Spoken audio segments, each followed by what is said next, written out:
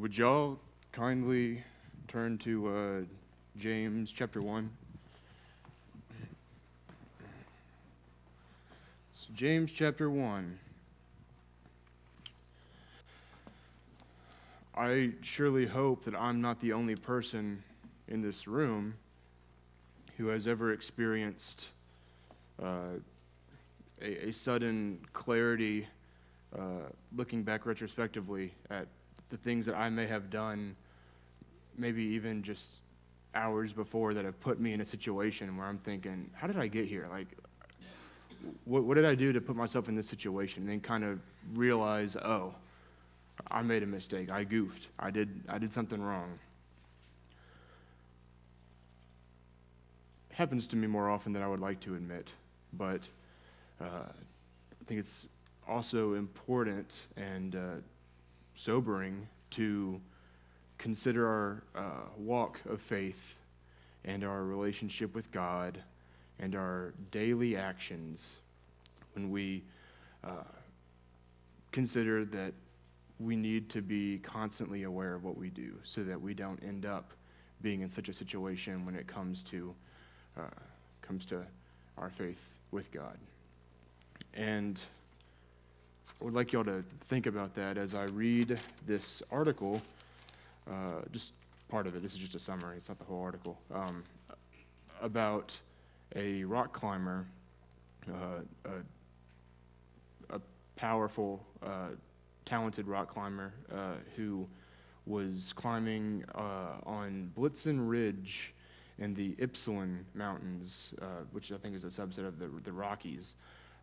She was free soloing the route, which means you aren't using any equipment to save yourself. You're basically betting your life that you can climb the mountain, and you got to be sure that you can do it.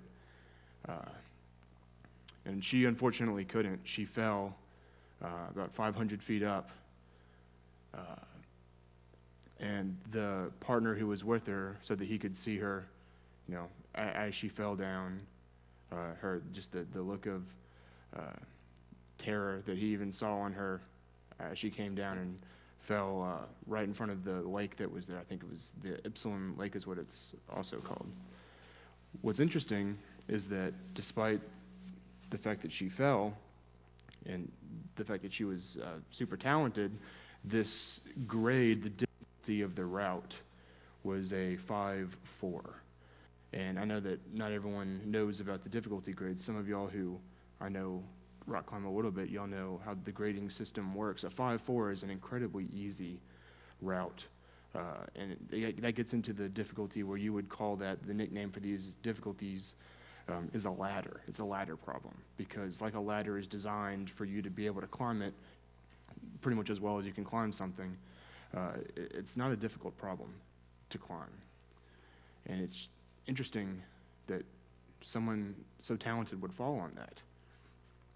I found a Reddit post that referenced the same fall, and I want to read the top comment because I think it's interesting putting it into perspective how this may have happened to her and how it relates to us as Christians and how we can stumble and go the wrong way. Blitzen Ridge, the route they were on, is technically not too hard and generally on good rock. However, it's quite easy to get off route the first time you do it, as there's a few short sections that can lead you slightly off route onto the harder terrain with loose rock. Even if you are the most talented rock climber in the world and you've heavily researched the route, if you get off of the route and you go into this foreign territory, you go off the wrong side, you make a wrong move, and you burn a lot of energy getting there, you're kind of stuck.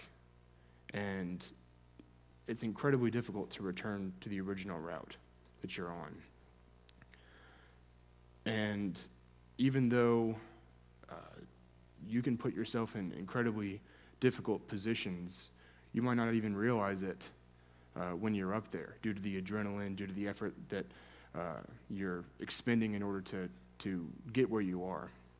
So even on an easy problem, you can gradually get yourself off course and not even realize that you're dead. If you're free soloing a problem, get yourself so far off that you just can't go back the way that you were. You don't even realize that it's already over for you. It reminds me of a C.S. Lewis quote from the Screwtape Letters. C.S. Lewis wrote Narnia, and that's pretty cool. If you don't know Narnia, then I'm sorry for you.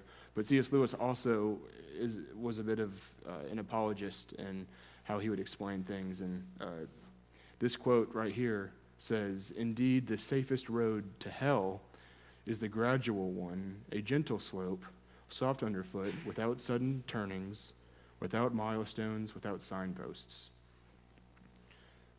Putting this into perspective of our lives and how we should be living, let's consider some people of faith, some strong characters in the Bible who we wouldn't have expected to make the mistakes that they did. The first one that comes to mind for me actually is Moses. You read in Numbers chapter 12 that Moses was the most humble man among all men, and yet in I think chapter 20 of Numbers is when he kind of loses his patience with the people of Israel, and he says, "Well, should we bring this water forth for you?" And what seems to be an act of immense pride, and then he directly goes against what God tells him to do, to not strike the rock, but that's what he does anyway, and then he's punished for it. And I think that's a great type of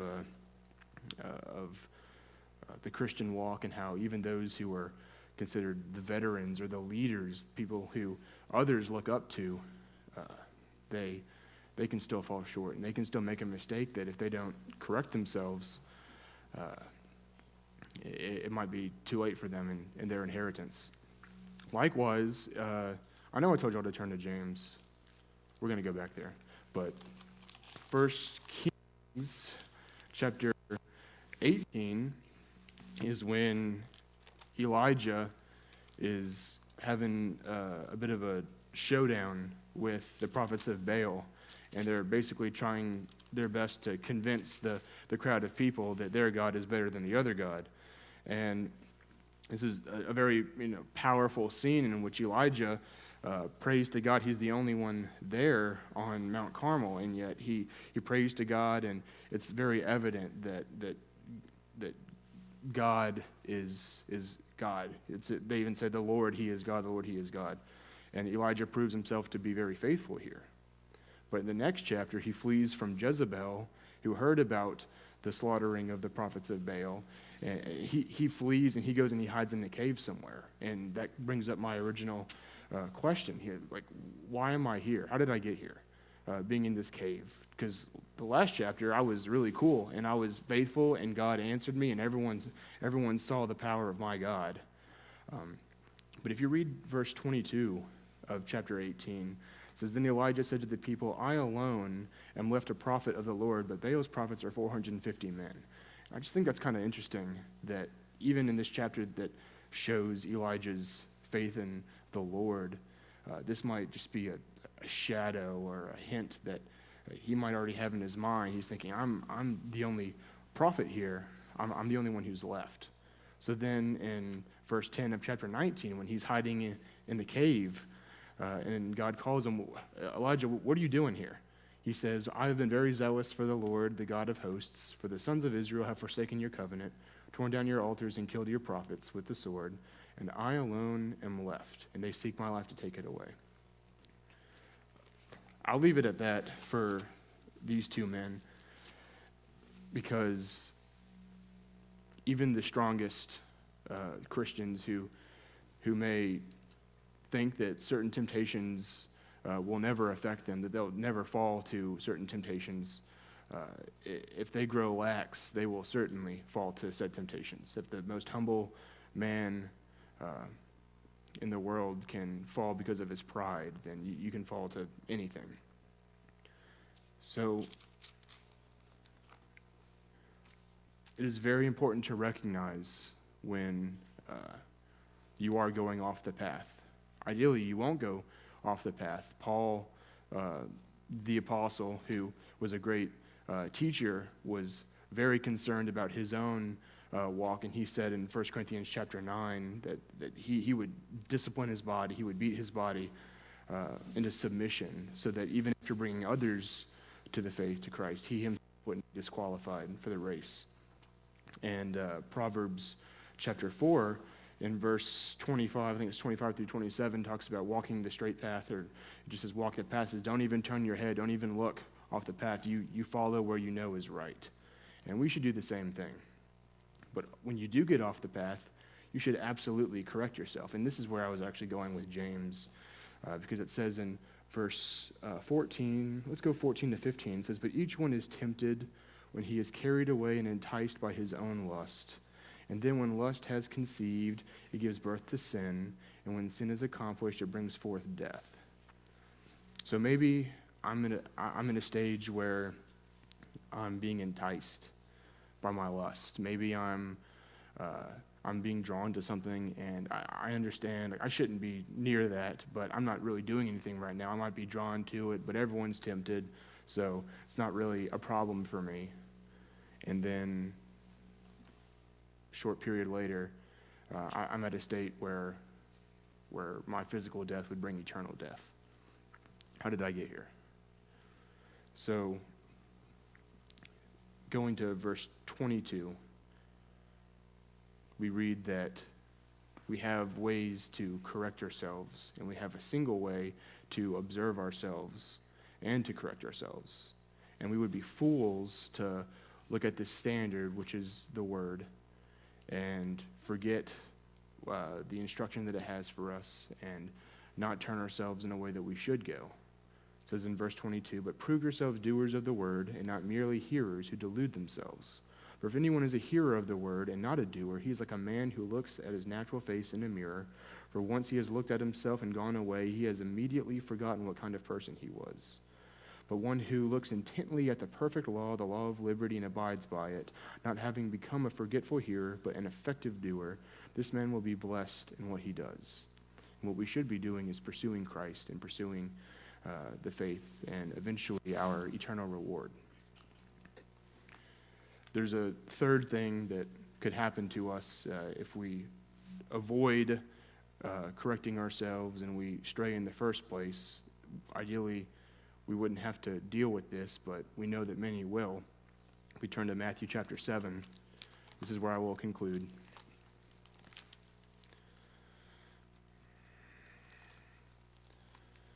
The theme of this invitation is just being lost, wondering, how did I get here? Think about that as we read. Let's just go from 15 to 23. 17 to 23, let's do that. So every good tree bears good fruit, but the bad tree bears bad fruit. A good tree cannot produce bad fruit, nor can a bad tree produce good fruit. Every tree that does not bear good fruit is cut down and thrown into the fire. So then you will know them by their fruits. Not everyone who says to me, Lord, Lord, will enter the kingdom of heaven, but he who does the will of my Father who is in heaven will enter. Many will say to me on that day, Lord, Lord, did we not prophesy in your name, and in your name cast out demons, and in your name perform many miracles? And I will declare to them, I never knew you. Depart from me, you who practice lawlessness. How did I get here? I did all the right stuff. I exorcised the demons. I performed works. I preached the gospel to people. I was nice to my fellow Christians every Sunday morning. I did these good things. Depart from me, you who practice lawlessness. How did I get here? Don't practice lawlessness. Do the right thing. Do the will of the Father. Do the will of God. Any small thing in your mind could actually be a huge hurdle. And you certainly want to recognize it before it gets you off the path and gets you to a point where you are exhausted and about to fall off the cliff. That's my message to the brethren. If you're not a Christian, then I mean, you need to start going the right way, right? So if Christians have the risk of going off the path, I mean, you're not even walking the right path to start with. And if you want to know how to do that, well, the Word says everything there is you need to know about it. In order to become a Christian, you need to believe what has been told to you. Jesus Christ is the living Son of God who who was killed, who died, but was resurrected. And it's because of his death and his resurrection that we have hope for a resurrection when we die. You need to be baptized into his name, into his blood, after confessing him as your Lord and Savior. And then you need to go on. You need to live the right life, the way according to what Scripture says is the way that you should live, and you cannot stray from that. Because if you stray and you don't realize it, it could kill you. Remember that. How did I get here? If a brother or anyone has a need, anything that they would like us to pray for, if you need to become a Christian, please do. Don't tarry with that. Whatever anyone's need may be, please let it be known as we stand and sing.